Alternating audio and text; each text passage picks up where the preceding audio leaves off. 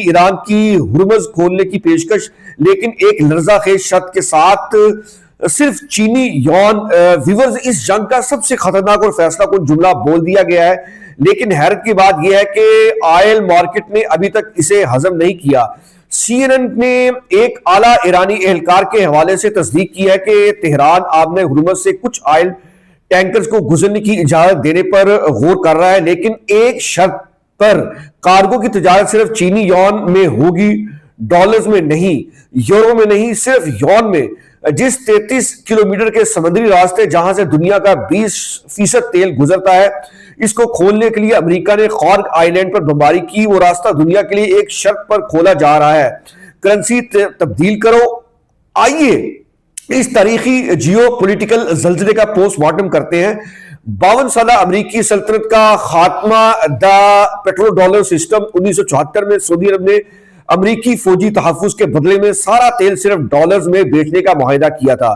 اس دن petro dollar پیدا ہوا اور پچھلے 52 سالوں سے دنیا کی انرجی ٹریڈ اسی پر چل رہی ہے۔ دنیا میں تیل کا ہر بیرل ڈالر میں بکتا ہے۔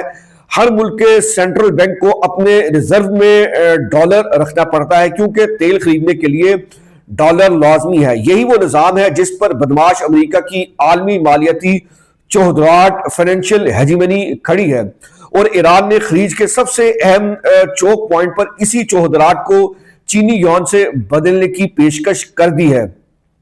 چین کا خاموش master plan, spies and shadow fleet. چین پہلے ہی یہ ماڈل کامیابی سے چلا رہا ہے۔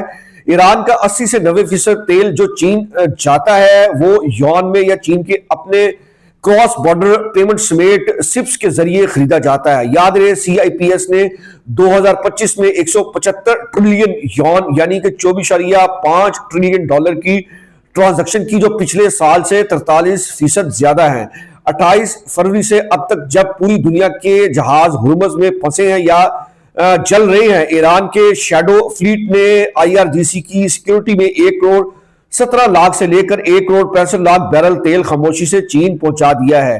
چین یون میں پیسے دیتا ہے، چین کے ٹینکرز آزادانہ گھومتے ہیں، اور باقی پوری دنیا یا تو جل رہی ہے یا لمبا راستہ لینے پر مجبور ہے۔